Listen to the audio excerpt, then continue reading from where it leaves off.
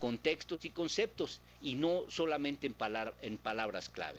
Bueno, entonces aprovechamos aquí para enfatizar que actualmente todo lo que son búsquedas en Internet se realizan por medio de palabras clave, a diferencia del objetivo que sería hacer búsquedas por medio de conceptos semánticos, o sea, ya por medio de ideas representadas inclusive, por ejemplo, por imágenes, por sonidos o por expresiones en su contexto. Bueno, entonces, este es el elemento semántico. Aquí buscamos una afinidad del contexto, una sensibilidad con el contexto, la relación que tiene con el contexto y la similitud con otros conceptos. Eh, el resultado de este ámbito del dominio semántico es crear árboles dinámicos del conocimiento, que son precisamente los que determinan cómo están ligados todos y cada uno de los conceptos, cómo se interrelacionan, y para poder construir todas esas ideas y elementos que constituyen el conocimiento de una determinada área. Entonces, los árboles dinámicos son estructuras de datos ampliamente utilizadas en grandes bases de datos y sistemas de archivos. Por ejemplo, los árboles balanceados se convirtieron en un paradigma, un elemento muy básico, digamos, el de uso cotidiano para todo lo que son las grandes bases de datos. Este fue un logro de unos 20, 25 años de investigación, y finalmente hemos llegado a bases de datos como pues, las actuales muy poderosas, Oracle, pues inclusive abiertas como MySQL, que permiten a unas velocidades sorprendentes comparadas como lo que nosotros veíamos cuando estábamos chamacos hace unos 30 años, ya llovió, bueno, pero que ahora pues nos dejan totalmente sorprendidos por todo lo que se puede hacer, pues de una manera muy importante. Bueno, me voy a ir un poquito rápido para poder estar más o menos en tiempo. Eh, entonces, los objetivos de la administración del conocimiento, o sea, hasta aquí hemos, digamos, ya estructurado el conocimiento en elementos computacionales, en este caso, como son las estructuras de datos y particularmente los tesaurus y los árboles del conocimiento. Y entonces ahora el siguiente elemento es la administración del conocimiento, o sea, los objetivos de la administración del conocimiento en estos términos. Entonces, estos objetivos es, bueno, basado en reglas de ingeniería de software.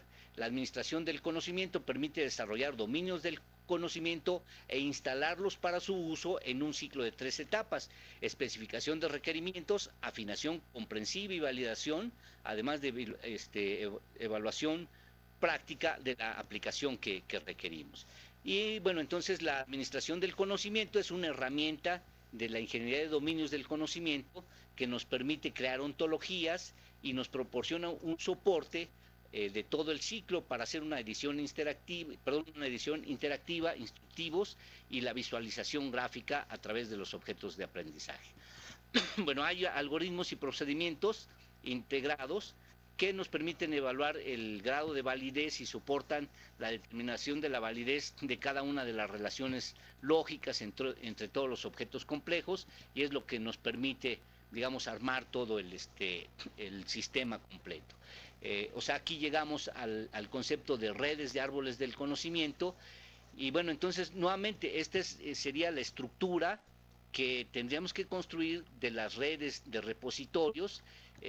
Bueno, nuevamente insisto, en una primera fase, por ejemplo, léxica, es a través de los tesaurus, y luego, digamos, evolucionando con características mucho más complejas, tendríamos que armar redes que nos permiten interrelacionar todos los conocimientos y demás. Aquí quizás la pregunta que se estarían haciendo ustedes es, bueno, ¿y qué capacidad de cómputo se requiere para todo esto? Bueno, afortunadamente la capacidad de cómputo ha ido creciendo en una forma así tan escandalosa, tan impresionante, que pues ya ustedes habrán visto cómo, por ejemplo, Gmail, bueno, Google, en fin, pues todos los servicios a los que tenemos acceso actualmente han ido creciendo en unas capacidades impresionantes.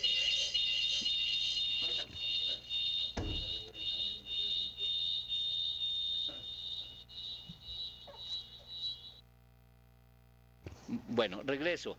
les decía que afortunadamente la capacidad de cómputo ha crecido de una forma tremendamente sorprendente, a tal grado que por ejemplo, los sistemas de almacenamiento de información de terabytes que hace un par de años, 3 años, era una cosa prohibitiva, de carísimos, etcétera, en este momento ya son totalmente accesibles con las redes NAS, ¿no? O sea, bajando de cientos de miles de dólares a unos cuantos miles de dólares, o sea, teniendo prácticamente toda la capacidad de memoria habida y por haber, por decir, por hablar de manera coloquial. Bueno, vamos a pasar entonces a la idea de la estructura del conocimiento, a revisar un poquito la idea de mapas conceptuales y cartografía conceptual, ahora pasándonos nuevamente del otro lado, del lado del concepto educativo. Entonces, un mapa conceptual, pues los mapas conceptuales son herramientas de especificación y visualización de dominios del conocimiento. Aquí, bueno, decimos que son de gran riqueza. Entonces, del lado educativo tenemos el mapa de conocimiento. Ese mapa de conocimiento, pues tiene su símil en computación, que es el tesauro. En la parte de ciencias computacionales. Entonces, nosotros podemos empezar por desarrollar, por delimitar, por definir nuestro dominio del conocimiento con mapas y tendríamos que llevarlos a un tesauro que va a ser la estructura de datos que vamos a tener que levantar en el repositorio para construir nuestro dominio del conocimiento. Es decir, por ejemplo, nuestra materia de álgebra o nuestra carrera de licenciado en física y matemáticas, o no, etcétera, ¿no? Lo que pues sea nuestro objetivo. Perdón, aquí ya se metió un bicho raro. Bueno, entonces, otra vez. Bueno, son equivalentes a los árboles del conocimiento y los árboles representan la estructura de datos con que se almacenan los objetos. Esta estructura es la base para almacenar, buscar y recuperar los objetos. En la siguiente semana vamos a tratar de tocar ya en la plataforma, básicamente para después en la presentación de la videoconferencia, de manera más sucinta entrar en contacto con ustedes.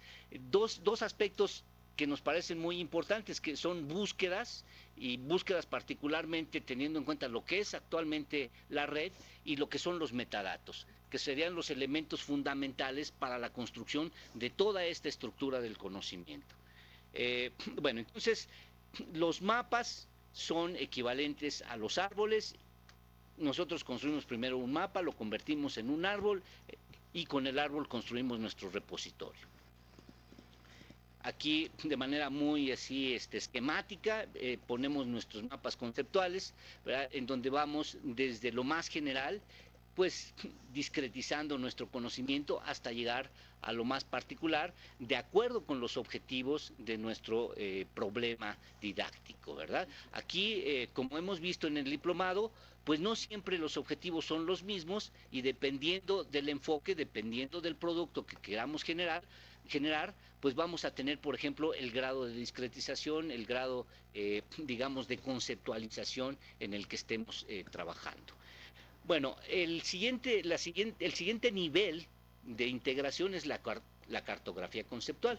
O sea, ¿qué sería la cartografía conceptual o la cartografía simplemente? Bueno, pues un conjunto de mapas. Y entonces el conjunto de mapas lo traducimos en un conjunto de árboles, que es precisamente lo que nos va a dar precisamente la base de conocimientos que soporta un determinado producto del conocimiento o un determinado producto del aprendizaje. Aquí tenemos en este concepto pues la misma idea. Aquí, por ejemplo, cómo están ligados determinados dominios del conocimiento en una secuenciación del aprendizaje. O sea, por ejemplo, ¿por qué tenemos que aprender primero álgebra para poder después aprender cálculo? O sea, ¿qué es lo que fundamenta esa idea? Y entonces, bueno, pues esta es la idea fundamental.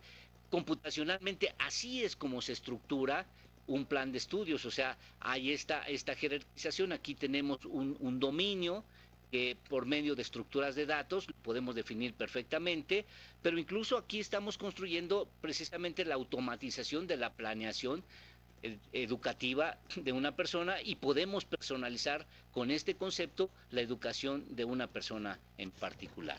Y también aquí está el fundamento de cómo a través de la computación podemos ayudar a una persona a construir sus propios planes de estudio.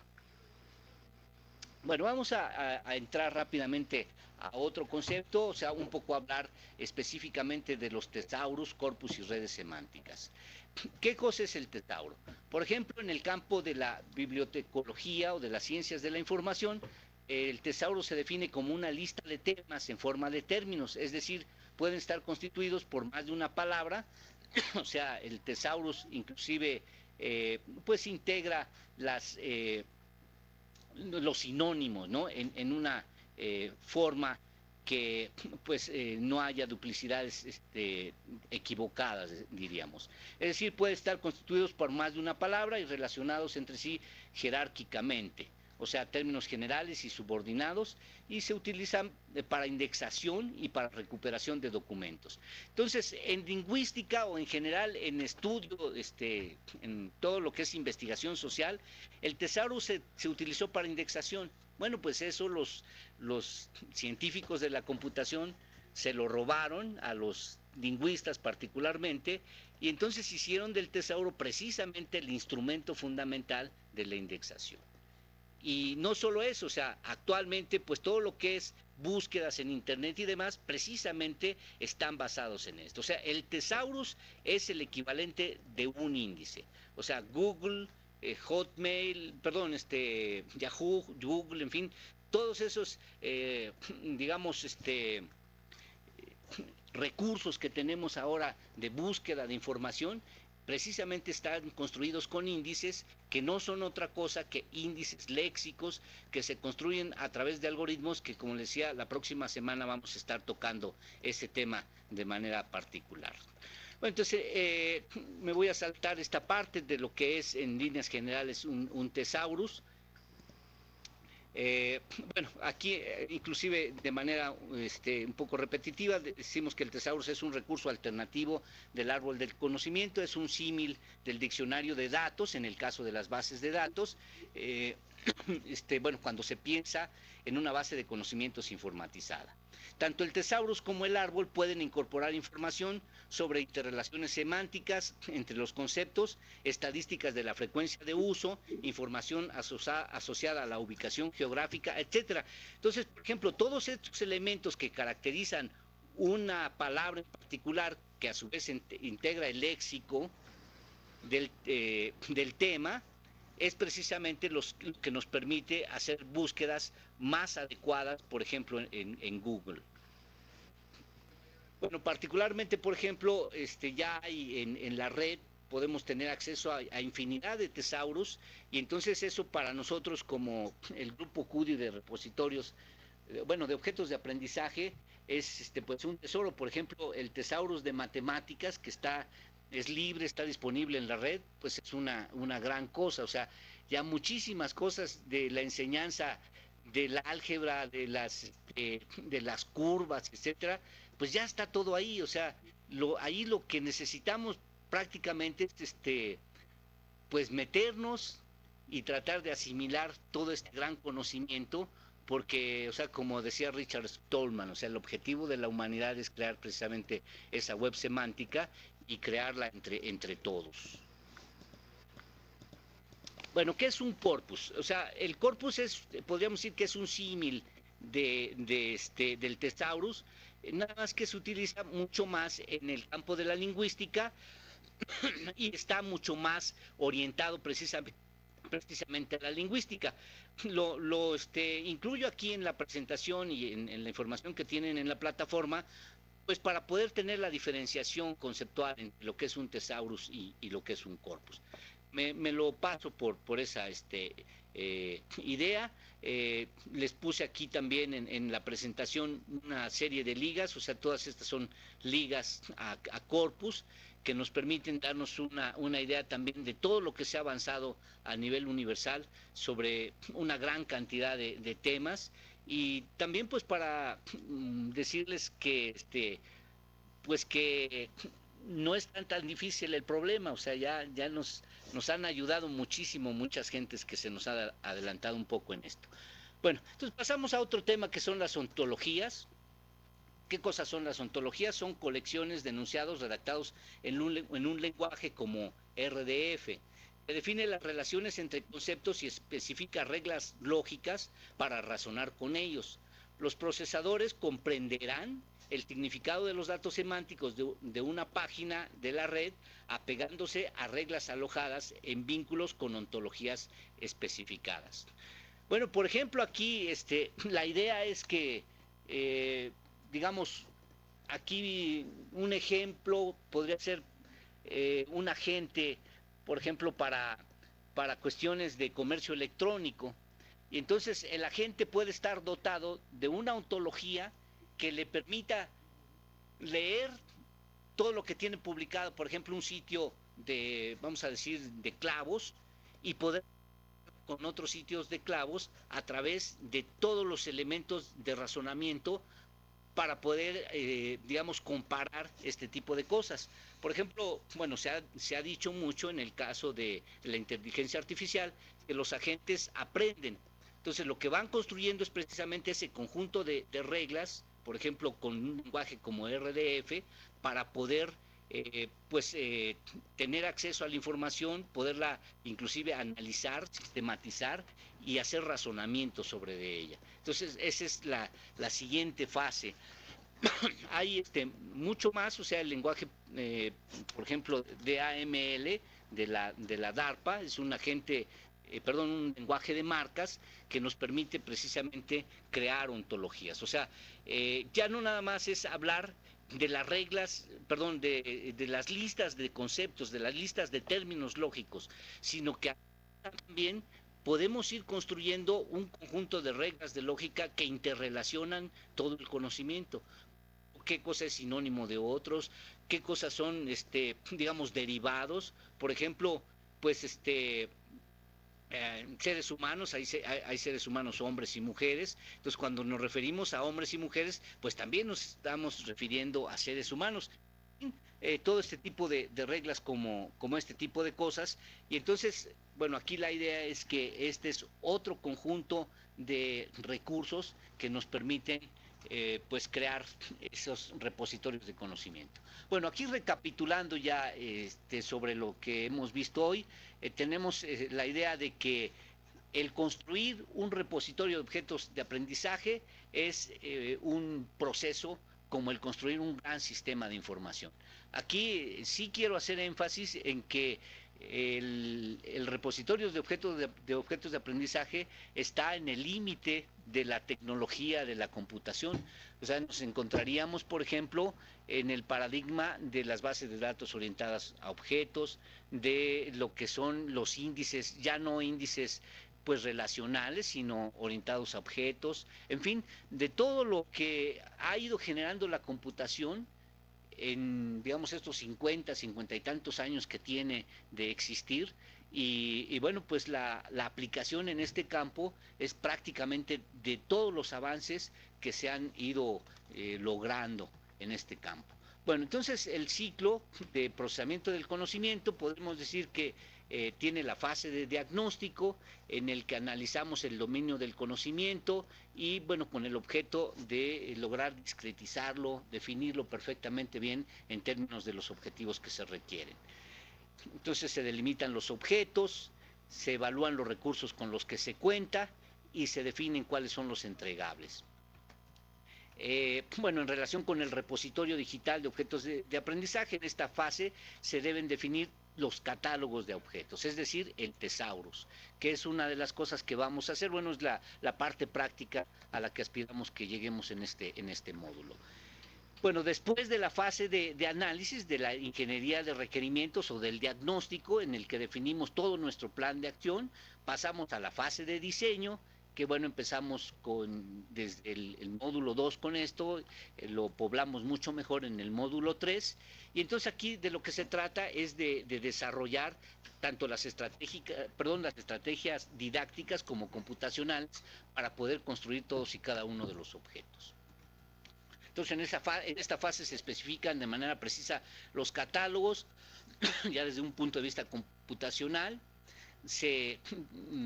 digamos, se pule la discretización, se afina la granularidad y bueno, se hace el diseño del thesaurus y posteriormente pues ya toda la relación, el indexado y demás para construir la fase.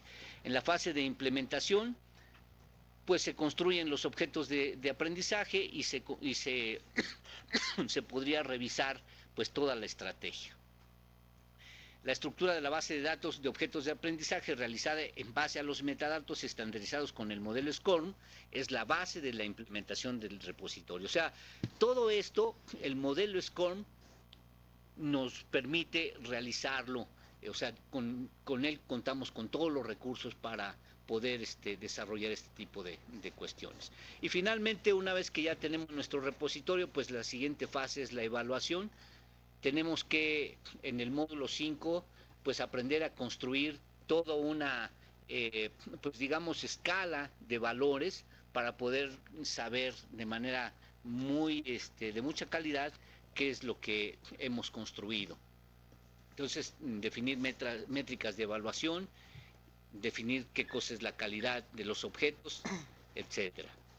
Bueno, entonces finalmente el concepto de repositorios digitales y de administración del conocimiento. Entonces, aquí la idea de lo que es una biblioteca digital y hasta llegar a una web semántica.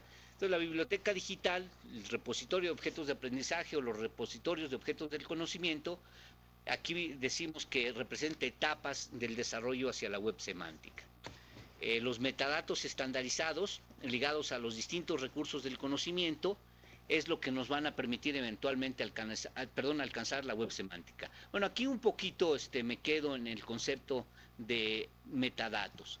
O sea, los metadatos se fueron construyendo con las bases de datos para facilitar todo lo que es precisamente el indexado de todos los objetos de información que nos encontramos en la computación. O sea, se fue viendo que la manera más simple hasta ahora de poder tener acceso a cualquier tipo de información es precisamente los metadatos. Por ejemplo, hace unos 10 años se pensaba en crear modelos de bases de datos orientados a objetos, se probaron muchas cosas y finalmente tanto Oracle como Informix, como DB2 y prácticamente todos los creadores de bases de datos se orientaron hacia el modelo objeto relacional, que es así como se le llama. Entonces, ese modelo objeto relacional es precisamente el modelo de los metadatos, en donde los metadatos constituyen etiquetas muy al estilo precisamente de lo que se hace en bibliotecología con los libros. O sea, es una identificación del libro y todas sus características para poder facilitar su localización dentro de una biblioteca digital o en el caso de la red, dentro de la red. Entonces, esa es, digamos, la gran importancia que tiene el metadato. Como les digo, les insisto, la próxima semana vamos a regresar sobre el concepto que ha sido pues fundamental para el desarrollo. Aquí, bueno, eventualmente queremos llegar a la web semántica. Bueno, en la presentación tenemos varias explicaciones de lo que es biblioteca digital. Ya no me meto al detalle, les pediría que lo leyeran.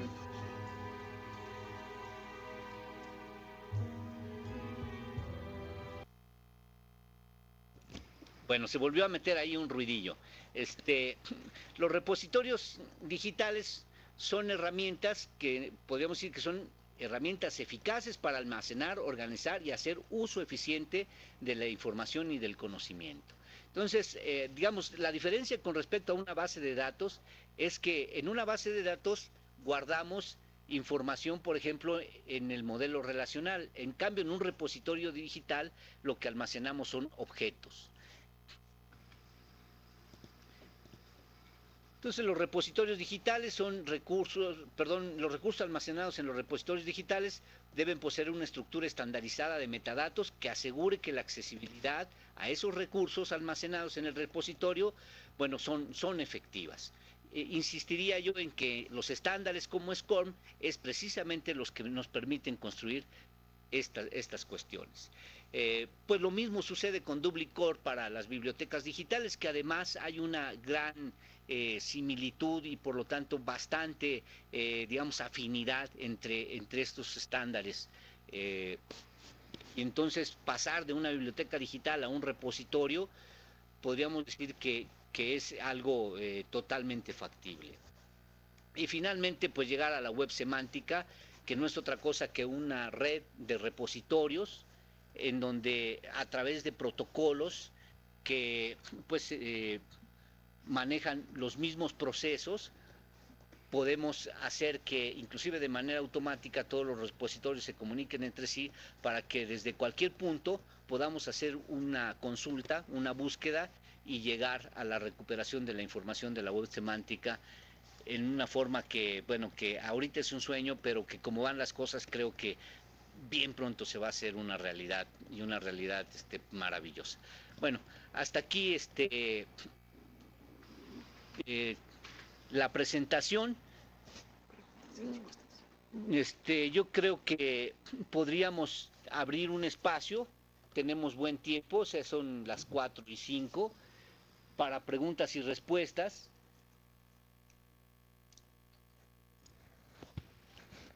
¿Alguien tiene alguna pregunta o comentario?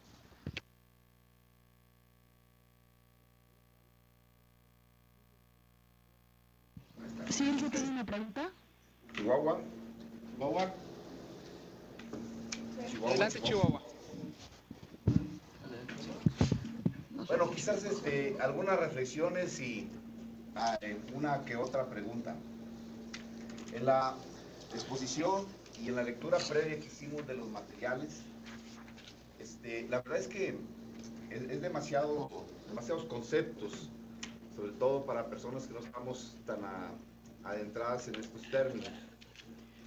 Y, sin embargo, aparte de la indigestión que pueda dar todo esto, intelectual, yo quisiera hacer algunas reflexiones sobre lo que ha sido el proceso de los con este cuarto módulo dentro de este diplomado.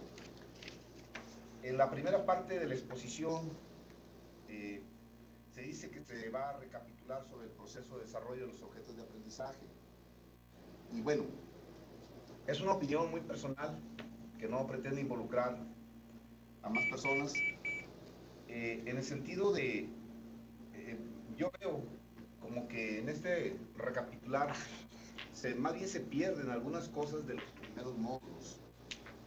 Y no sé, nos parece que en la parte de esa recapitulación se introducen conceptos, algunos, repito, es una opinión muy personal, un poco forzados.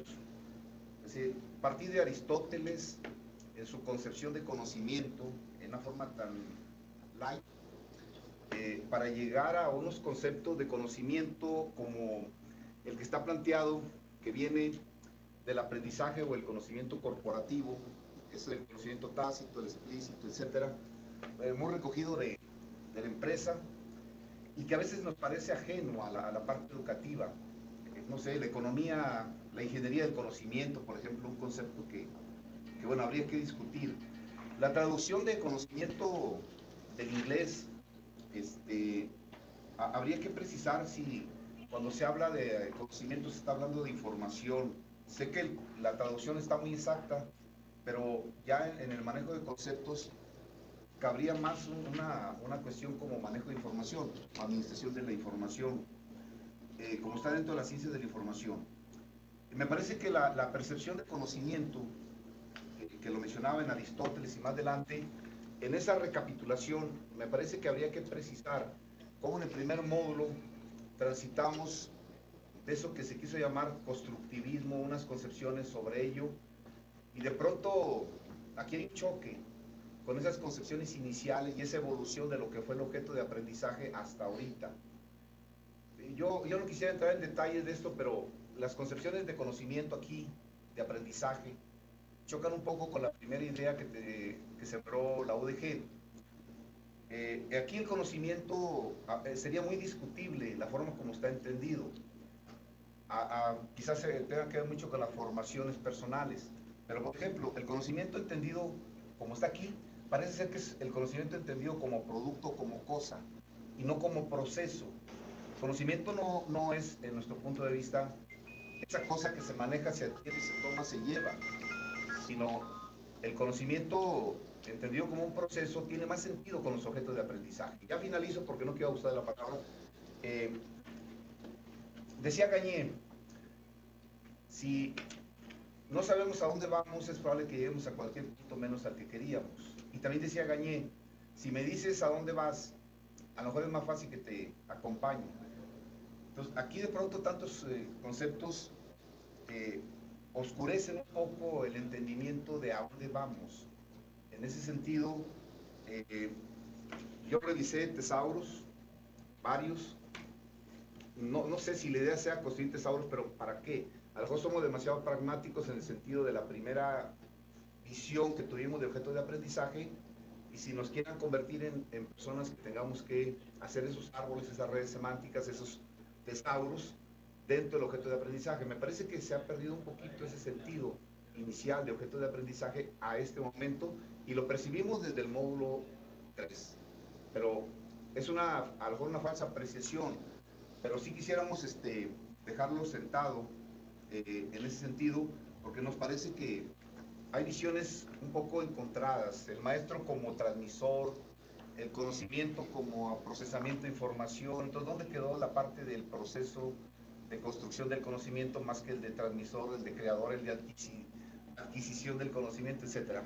Son algunas de las inquietudes que se plantean pues solamente a lo mejor por meter un poquito de elementos a una discusión que pudiera apuntarse, ¿sabes?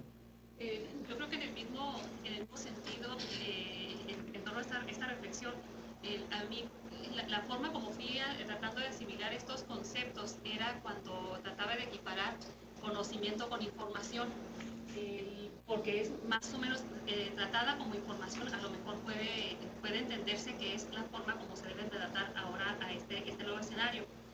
Pero a pesar de esto, yo siento que sí valdría la pena esa reflexión de muchos de los aspectos. Por ejemplo, el docente como experto es un retorno a la posición, el maestro como el poseedor del conocimiento, el otro que carece de él.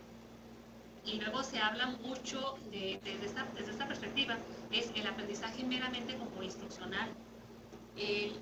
Hay varias cosas que definitivamente no concuerdan con la primera parte, efectivamente, que se haya manejado desde una perspectiva más o menos constructivista, porque aquí sí sería un almacenamiento. Ahora, si esto lo vamos a entender como la parte esta de gestionar el conocimiento, pues también se me atraviesa el término, porque gestionar el conocimiento en función de la eficiencia y de la eficacia, y estamos llegando aquí a un concepto de totalidad, y se dice para que la comunidad tenga el acceso a toda la información. Eso sería simplemente improbable, porque la verdad, la totalidad quiere decir que llegamos al final del conocimiento y ya estamos listos para morirnos.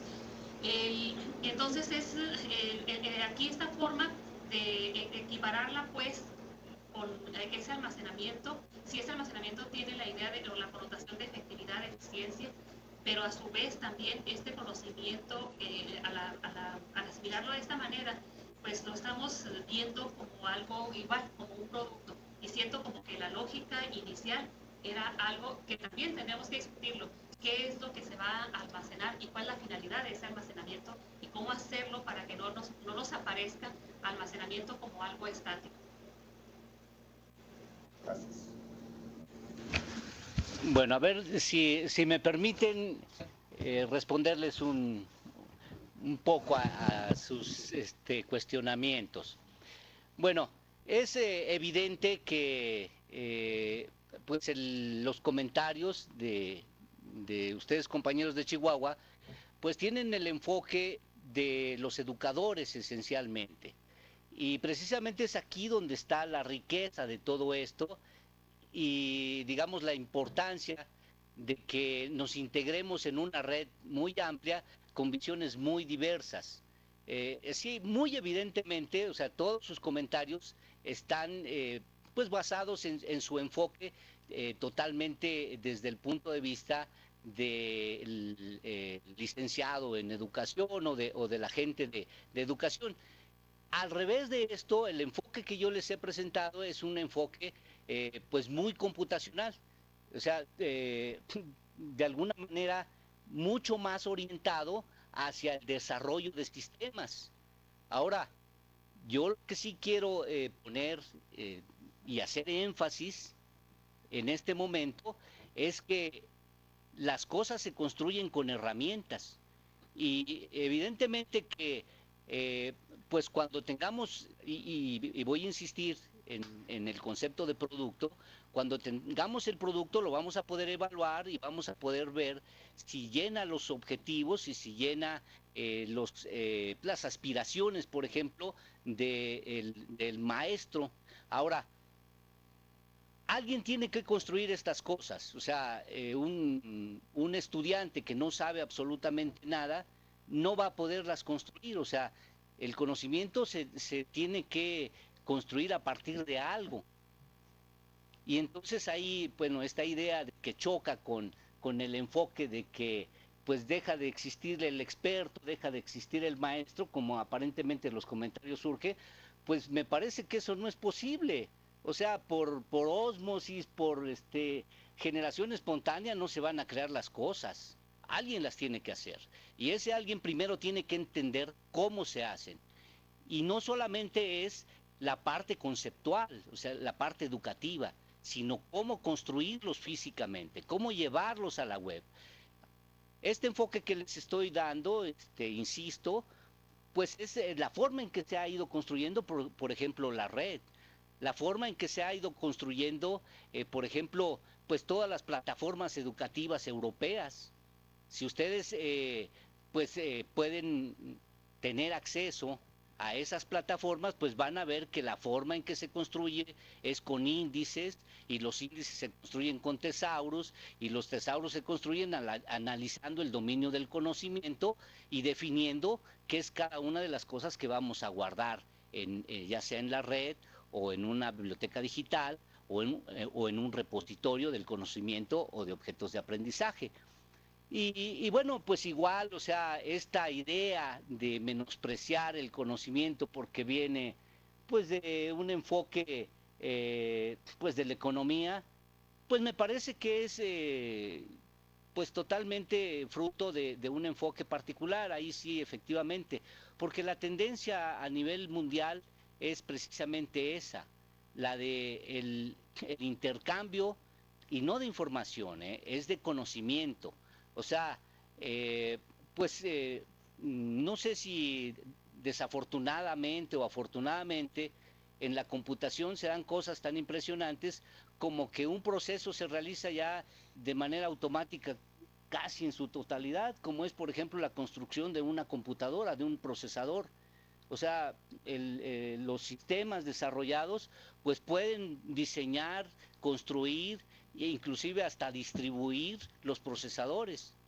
Si ustedes, digamos, acuden a una fábrica, por ejemplo, de televisiones de la frontera, van a ver que los procesos automatizados son pues prácticamente todos. Y bueno, esa forma de aprender a cómo hacer las cosas, en este caso de la tecnología, quizás se aleja un poco de lo que es el desarrollo del ser humano, pero construir un repositorio de objetos de aprendizaje, un repositorio del conocimiento, es tecnología. Tecnología que la gente pues del área educativa debe moldear, debe evaluar, debe definir, debe conceptualizar, debe caracterizar, pero que se tiene que llevar al aterrizaje. Y eso es absolutamente importante. ¿Cómo se lleva al aterrizaje? Discretizando, creando índices y después interrelacionando todos y cada uno de los objetos o de las cosas, porque son cosas no tan intangibles, porque están ligadas a, pues digamos, a un procesador, a una memoria, a algo en el que se encuentra esa información almacenada. Así como también en nuestros genes se encuentra una gran cantidad de información almacenada, y son cosas, a pesar de que se puedan traducir en ideas o en cosas de ese tipo. Entonces, bueno, sí, efectivamente reconozco que son dos enfoques totalmente diferentes. Yo creo que para poder avanzar en este campo, pues tenemos que ir caminando en los dos elementos. En el módulo pasado, precisamente alguien decía que faltaba la parte computacional, precisamente, que cómo le iban a hacer. Bueno, ahora estamos entrando en ese detalle y pues yo creo que sí es discutible todo esto. Tenemos ideas completamente diferentes, la gente del área de la tecnología con respecto a la gente estrictamente nada más educativa. Y entonces yo creo que la forma en que podemos ir coincidiendo en conceptos, ir entendiendo las ideas y demás, es a través de la discusión. Y esa discusión, bueno, precisamente por eso tenemos los foros. Nosotros tenemos planeado levantar varios foros en varias áreas conceptuales que son muy importantes para nosotros, pero por ejemplo en el aspecto computación estrictamente, la idea de lo que son las bases de datos, la idea de lo que son los objetos computacionales, si no se entienden, pues no se va a entender qué cosa es un repositorio de objetos o un repositorio de objetos de aprendizaje. Bueno, no sé si tengan alguna réplica.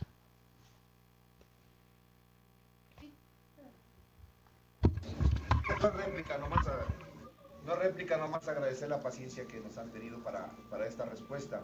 Y realmente sí, sí son mundos diferentes, son visiones diferentes. Definitivamente que ya desaprender para llegar al campo de ustedes o desaprender ustedes para llegar al campo nuestro. Pues son cosas que ustedes han caminado, nosotros hemos caminado, pero ahorita finalmente, por mucho que duráramos otras 2 o 3 videoconferencias o 20 foros en la red, la posición nuestra de que el conocimiento no es un producto, no es una cosa, es un proceso. Ustedes lo ven como una cosa que se puede adquirir, manejar, almacenar, etcétera. Entonces son cosas distintas, pero no vamos a entrar en esa discusión. Agradecemos mucho a ustedes y al resto de los compañeros que deben estar deseosos de participar en otras cosas. Gracias. Muchas gracias. Yo nada más insistiría en que sí se puede, pero ya pues tendríamos mucha vida para poder seguir discutiendo esas cosas. Bueno, ¿alguna otra sede tiene alguna pregunta? Sí, dentro del enfoque computacional que se mencionaba, se habló de una herramienta de implementación importante que es la estandarización. En particular se menciona el estándar SCORM, que desde luego mi comentario y mi pregunta va orientada a la evolución del estándar. Es decir, en algunas de las sesiones anteriores se ha estado hablando del estándar versión 1.2 y ahorita ya se tiene la versión 2004, que es un poco más avanzada. Las implicaciones tiene esta evolución de los estándares en la implantación de los esquemas computacionales para los objetos de aprendizaje y repositorios. Bueno, el objetivo, las metas que yo observo que se han tratado de ir integrando a los estándares es poder en toda esta conceptualización del objeto, o sea, el objeto un poquito, así muy rápido voy a tratar de entrar. O sea, en la computación se empezó desde hacer cosas, hacer procesos, hacer programitas de manera muy diversa, muy, pues como se le ocurría al investigador. Después se fue sistematizando, digamos, lo que es la computación, hasta llegar rápidamente a lo que es un objeto. Y un objeto aquí, bueno, a quienes no están en la computación les puede chocar este término de objeto porque estamos integrando en un elemento, digamos, material o prácticamente material, cuestiones que son muy, pues, poco materiales, como puede ser, por ejemplo, un número, una ecuación, etcétera. Entonces, la programación orientada a objetos, por ejemplo, su primer elemento que integra es los datos como por ejemplo números, o textos, con todas las operaciones que se pueden hacer sobre esos elementos. Entonces, para nosotros un objeto, por ejemplo, un número es un objeto al cual le podemos aplicar un conjunto de métodos. ¿Cuáles métodos? Suma, resta, multiplicación, división, raíz cuadrada, etcétera, etcétera. Entonces los integramos, los empaquetamos el dato con las cosas, con las funciones, los procesos que podemos realizar sobre de ellos y creamos el objeto número o el objeto número complejo o el objeto cuaternión, etcétera, con todas sus características y lo que se puede hacer con ellos. Bueno, esto ha evolucionado de manera muy amplia hasta llegar, por ejemplo, a los objetos de aprendizaje. ¿Qué son los objetos de aprendizaje? Bueno, es un conjunto de elementos muy complejos, como hemos visto, que integran información, integran también métodos para poderlos manejar, como puede ser el diseño instruccional, integran métodos para poder planificar su uso, como es, por ejemplo, la planeación educativa, lo que es el diseño instruccional, etcétera. Métodos didácticos basados inclusive en digamos, elementos de lógica, elementos de inteligencia artificial. Bueno, todo eso integrado en un solo paquete. Y esa es precisamente la tendencia de los estándares. O sea, a lo que queremos llegar, a lo que quiere llegar la humanidad en esta dirección, es a poder entregar objetos, en este caso, son elementos, átomos del conocimiento, que por sí mismos se puedan, pues digamos, hacer un lugar en el espacio para poder dar el servicio para el cual fueron concebidos.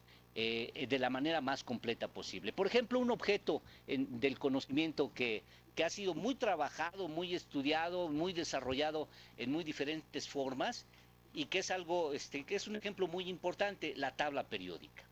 O sea, la tabla periódica es un concepto de conocimiento muy importante que desarrollaron los científicos de la química.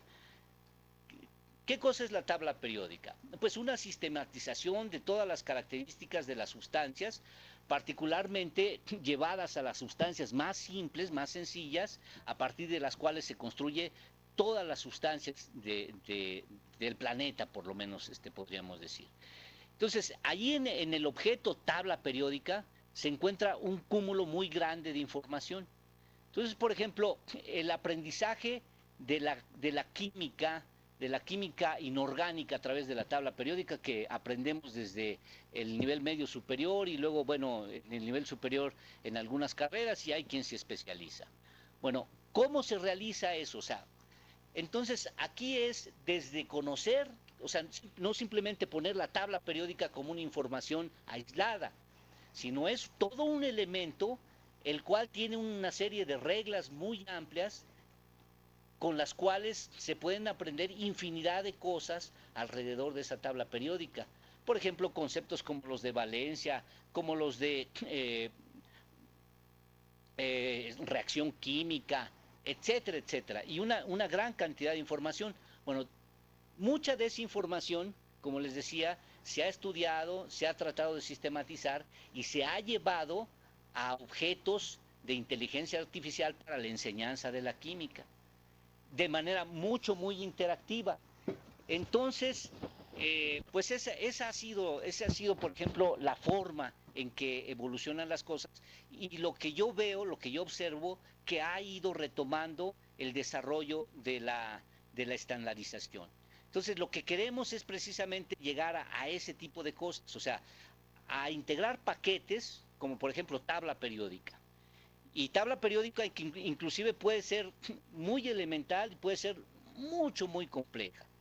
Puede dar oportunidad de enseñanzas muy importantes. Entonces, bueno, ahí ya va inmerso también los objetivos del objeto de aprendizaje, una gran diversidad, pero además, entre otras cosas, el estándar nos pide poderlo ubicar perfectamente en toda nuestra estructura del conocimiento, para que así como nosotros en la vida escudriñamos en nuestro cerebro a partir de nuestras experiencias y extraemos por ahí de quién sabe de dónde nuestros recuerdos para poder asimilar el conocimiento, el nuevo conocimiento. Así es la web semántica. O sea, es un modelo en el que se interrelaciona todo de una manera tal que podemos alcanzar, encontrar ese elemento del conocimiento para poder explicar la duda que tenemos en un momento dado, o para poder interrelacionar la experiencia que en este momento estamos obteniendo con otras experiencias pasadas para poder integrar una nueva etapa del conocimiento. En este sentido, por eso yo decía que en el fondo, o digamos en un nivel pues más avanzado de desarrollo de esto, pues coincidimos totalmente con la filosofía. O sea, porque efectivamente el conocimiento es un proceso, o sea, el aprendizaje es un proceso que, bueno, las herramientas de la computación están tratando de poco a poco ir llevando a ese grado de perfeccionamiento, y no creo que mienta si digo que sí llevamos un avance muy importante. Lo que es actualmente la red, lo que es actualmente Internet, creo que es inclusive una fascinación. A mí me gustaría también, y terminando de puntualizar la pregunta, en cuestión de qué impacto tendría la incorporación de nuevas versiones de SCORM. Llevamos ya 5 o 6 versiones de SCORM, e incluso esta que el compañero comenta, de SCORM 2004, a su vez lleva la primera, la segunda y la tercera edición, liberados cada 6 meses incluso. Y en este sentido, el propio SCORM no ha liberado en su página web los impactos que de la segunda a la tercera edición tendríamos. Pero sí lo que no me gustaría que quedara, es decir, que tuviéramos la incertidumbre de que lo que hagamos ahorita no nos va a servir en las siguientes ediciones. Efectivamente, entre las versiones deben de cuidar el propio SCORM la compatibilidad entre ellas, pero además nosotros debemos de generar una estrategia de gestión de conocimiento hacia adentro y ahorita que pongamos una presentación más, que voy a hablar un poquito de cómo es que vamos a llevar a cabo este proceso. El hecho de generar nuestra estrategia de gestión de conocimiento responde no a un estándar únicamente, sino a una necesidad de cómo nosotros organizamos la información, de cómo nosotros creamos relaciones entre la información, de cómo la agrupamos, de cómo la indexamos para después poder tener acceso a ellas de una manera rápida y eficiente. Finalmente es una estrategia que nosotros vamos a generar de manera muy genérica, y que nosotros estaremos haciendo las adecuaciones necesarias de acuerdo a las ediciones que se requieran, de acuerdo a las ediciones de SCORM que vayan surgiendo, que en acciones concretas no será más que trasladar nuestro esquema de organización de conocimiento hacia los metadatos que el propio SCORM está solicitando. Bueno, yo quiero aprovechar los comentarios de Edgar y regresar un poquito a algunas de las preocupaciones de nuestros compañeros de Chihuahua. Cuando se preguntaban, se cuestionaban, entonces nos van a poner a desarrollar tesauros. Bueno, no, en el diplomado sí es importante tener este tipo de ejercicios para tener una visión holística de todo lo que es el proceso. Pero esto es tan grande, esto es tan inmenso, que cada quien puede dedicarse a particularidades o a generalidades de acuerdo con sus intereses y de acuerdo con pues sus metas. Por ejemplo, pues la didáctica de cada uno de los conceptos para mí es inclusive tan importante como puede ser una línea de investigación. Didáctica del álgebra, o sea, es toda una línea de investigación y no tiene por qué, pues digamos, circunscribirse a un proceso de generación o de administración del conocimiento. No, o sea, hay quien se va a especializar en didáctica de la álgebra o en didáctica de la química, hay quien se va a especializar en la química, en ser experto de conocimiento de cómo determinar, por ejemplo, el espectro pues de una sustancia. En fin, o sea, y sin embargo, pues la idea principal que subyace aquí en el campo de los objetos de aprendizaje y sobre todo de los repositorios de objetos de aprendizaje es esto de cómo sistematizar el conocimiento, cómo integrarlo para poderlo poner accesible a todo aquel que lo requiera. ¿Alguien más otra pregunta? Ilse. Adelante. Ilse. Hola, ¿qué tal, Rolando? Soy Sharon. Y adelante, Sharon.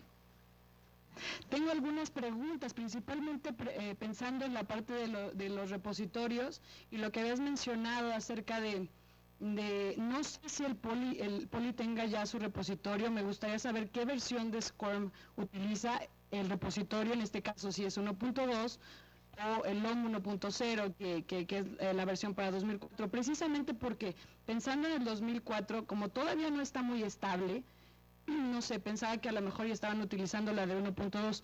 Bueno, de acuerdo a la pregunta que acaban de hacer en cuanto a cuál es la diferencia entre 1.2 y 2004, me gustaría solamente aportar parte de lo que aquí en el laboratorio ADL-ILCE que hemos aprendido. Realmente hemos trabajado con las dos versiones y como les había comentado, 2004 es todavía muy inestable. Precisamente estamos tratando de poner uno de nuestros LMS certificado en 2004 para que pueda funcionar, pero creo importante señalar que la diferencia entre 1.2 y 2004 son las plantillas de secuencia y navegación, ya que en 1.2 no existían estas plantillas de secuencia y navegación, y que bueno, tomó un año ADL desarrollar estas plantillas e incorporarlas dentro del reload, que bueno, hay una versión especial para poderlas manejar. Y sí, realmente dentro de los repositorios todavía la versión de 2004 no es muy estable. Hablando de la durabilidad, que es uno de los beneficios que tiene el SCORM en cuanto a las versiones, esto es, existe la versión de 1.2, pero la 2004 tiene 3 diferentes ediciones. La tercera edición, que es la más nueva y que es la que todavía no está muy estable, porque obviamente es la corrección de las dos anteriores, obviamente nos permite que podamos desarrollar objetos dentro de 1.2 y hacer que estos objetos puedan ser manejados dentro de la 2004. Esto es, no importa que yo genere objetos en una versión anterior, yo siempre voy a poder verlos en una nueva versión. Esa es parte de la durabilidad y de los beneficios que tiene el SCORM dentro de sus fases de implementación. Pero bueno, otra cosa que me parece muy importante señalar es que el SCORM no es un estándar. El SCORM es un modelo que tiene estándares dentro de él y estándares internacionales. Siempre se ha manejado que el SCORM es un estándar, pero no lo es. Y creo que tendríamos que usar los términos correctos para poder referirnos a él. Nosotros aquí en el ILCE ya tenemos un tesauro desarrollado, y bueno, estamos tratando de implementarlo dentro de nuestro repositorio, que es el Hive de Harvard Road, y estamos tratando precisamente de poder tener esta clasificación o esta categorización muy cercana principalmente a los diseñadores instruccionales, que son los que definen los metadatos para que entonces podamos meter estos recursos digitales dentro de nuestro repositorio. Y realmente hemos tenido una muy buena respuesta porque ellos están muy interesados en poder clasificar de la mejor de las formas estos recursos digitales, ya que debido a esto podríamos llegar a tener una verdadera reutilización dentro de nuestro repositorio. Creo que otra de las partes importantes que no se ha mencionado es, para que nosotros podamos realmente llegar a una reutilización dentro del repositorio, tendríamos que desarrollar algunas interfaces, esto es, pantallas o software que podamos utilizar para que entonces se puedan jalar o se pueda poner la liga a estos recursos dentro del repositorio. Estas ligas tendrían que ser desarrolladas por los creadores de este software dentro del manejo de los repositorios. En nuestro caso, que es Harvard Road, ya contamos con esas aplicaciones y han sido de muy buena aceptación, han funcionado muy bien, y además de eso tienen la interfaz ya lista para trabajar con Reload, que es el editor de objetos que nosotros utilizamos aquí y que de hecho ponemos a disposición de ustedes también, que las queremos compartir los recursos que ya tenemos dentro de nuestro repositorio y bueno, las interfaces que ya han sido desarrolladas.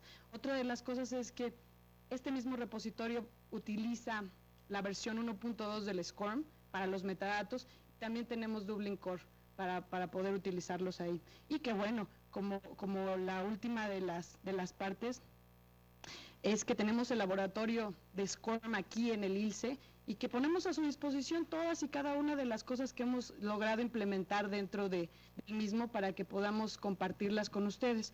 Y mi última pregunta es, ¿cuáles son las características, si es que tienen repositorio ahí en el Poli, que la verdad desconozco, cuáles son las características de este repositorio? Esto es, ¿lo hicieron ustedes? ¿Es de alguna compañía en específico? ¿Cuáles estándares utiliza ya? Si utiliza el 1.2, hablo de IMS, no de SCORM.